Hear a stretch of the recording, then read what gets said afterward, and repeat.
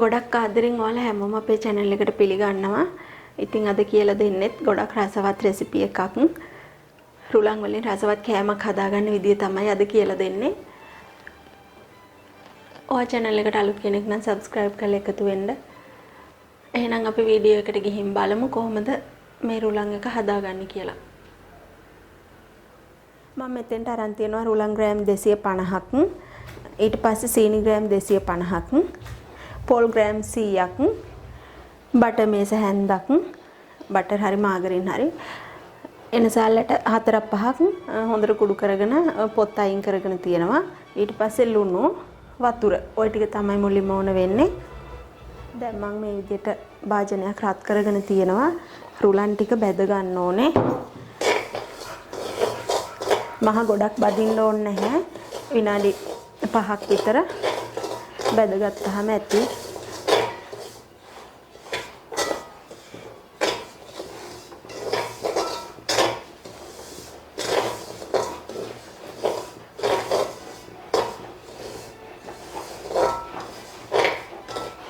මේ විදිහට විනාඩි 5ක් විතර ගින්දර අඩු කරගෙන හැන්දෙන් එහෙට මෙහෙට කරගෙන බැද ගන්න ඕන. දැන් මේක බැදිලා ඉවරයි. මම මේක අයින් කරගන්නවා.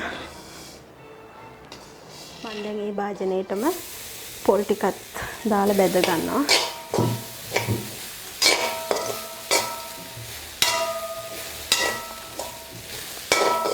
පොල් වල තියෙන මේ වතුර ගතිය අඩු වෙන්න තමයි ඕන.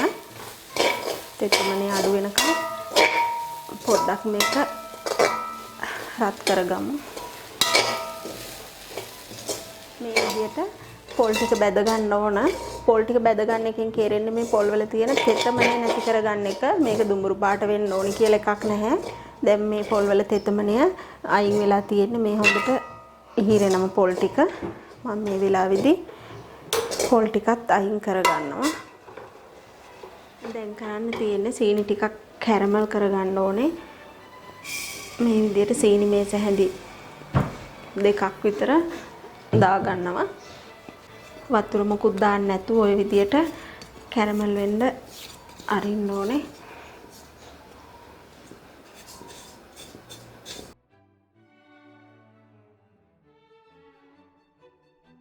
මේ විදිහට හොඳට සීනි ටික කරවෙන්න ඕනේ.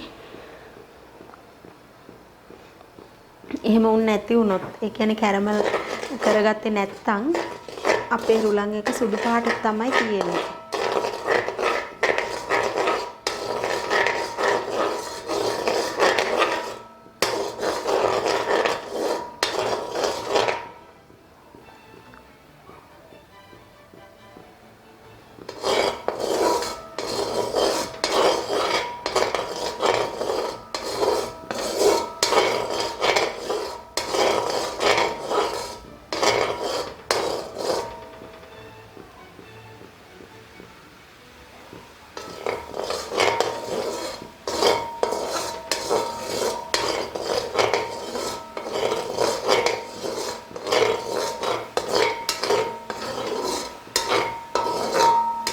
මේ විදිහට හොඳට කැරමල් වුණාට පස්සේ වතුර ටිකක් එකතු කරන්න ඕන. වතුර ගොඩක් නෙවෙයි, තේ හැඳි 5-6ක් විතර.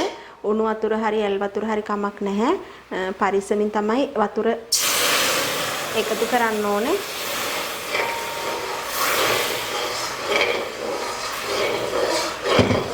ওই විදිහට ඊට පස්සේ මම ඉතුරු සීනි ටිකත් එකතු කරනවා.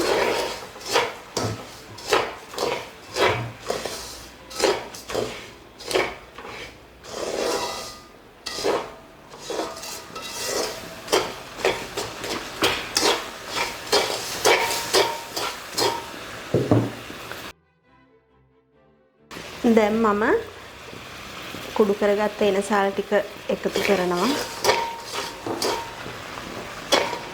ලුණු Tamanට කැමති ප්‍රමාණයක් දාන්න. ඒ කියන්නේ ලුණු දැම්මහම තමයි මේකේ තියෙන සීනි රසය හොඳට ඉස්මතු වෙලා දැනෙන්නේ.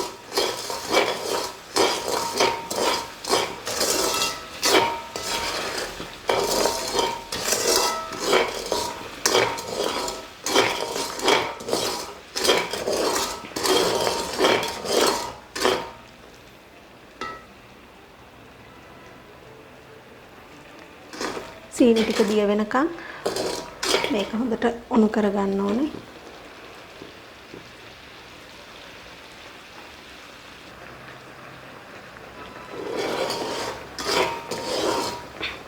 මේ වෙලාවේදී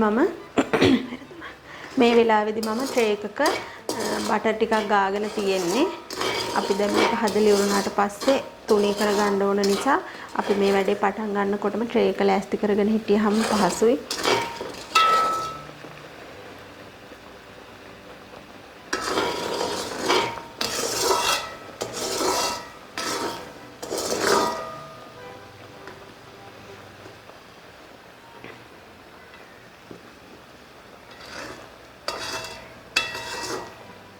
විදියට සීනි ටික ඔක්කොම දිය වුණාම මම මේකට රුලන් ටික එකතු කරනවා.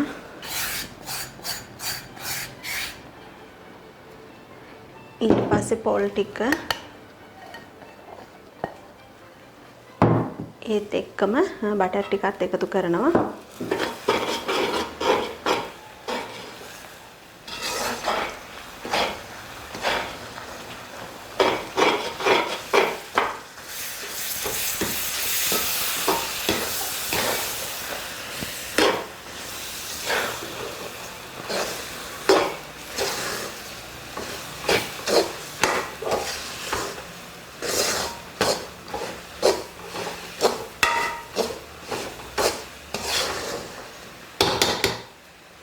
කජු එකතු කරගන්නවා නම් අපිට රුලම් පොල් ටික දාන වෙලේම කජුත් එකතු කරන්න පුළුවනි. මම අද කජු එකතු කරගන්නේ නැහැ. ඔන්න ඔය විදියට කලවම් කරගත්තා මම. දැන් ලිප ඕෆ් කරගෙන අපි කලින් සූදානම් කරලා තිබිච්ච ට්‍රේ එකට මේක එකතු කරගමු.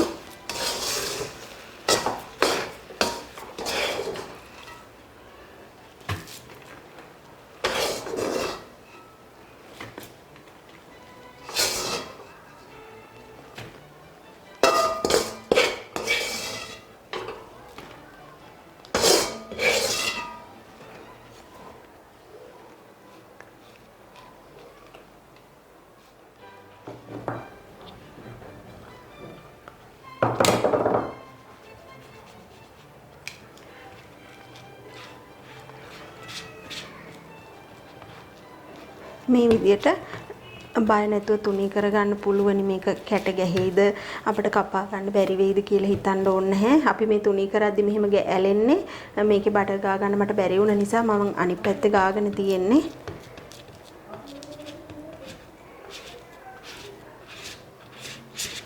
මේ විදිහට මම තුනී කරගෙන තියෙන්නේ. ඔයාලට පුළුවනි මේ ට්‍රේ එකේ කපන්න අකමැති නම් අනිත් පැත්තට තෙල් කොලයක් හරි එහෙම නැත්නම් සුදුසු විදියට හරි ගසගෙන අනිත් පැත්ත හරවලා ට්‍රේ එකෙන් මේක වෙන් කරගෙන කපන්න. මම මේ විදියට කපනවා.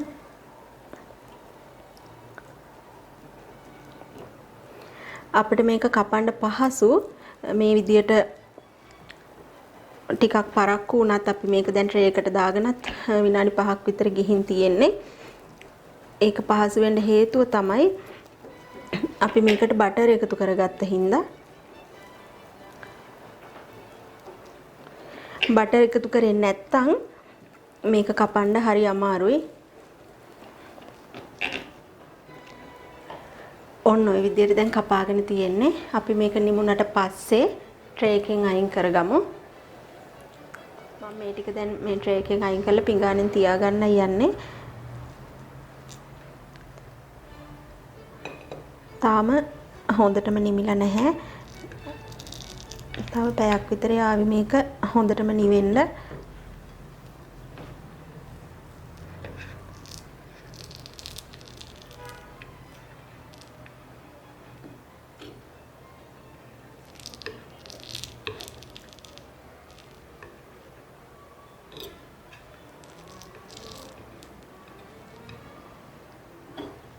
ඔන්න ඉතින් මම මේ විදිහට පිඟානකට අහුර ගත්තා. ඇත්තටම ගොඩක් රසවත් කෑමක්. අපිට මේක හදා ගන්න ගොඩක් වෙලා යන්නෙත් නැහැ. ඒ වගේම ගොඩක් දේවල් වුමනා වෙන්නෙත් නැහැ. ඉතින් ඔයාලත් මේ විදිහට හදලා රස බලන්න. එහෙනම් මේ වගේම තවත් අලුත් වීඩියෝ එකකින් ආයෙ හමු වෙමු.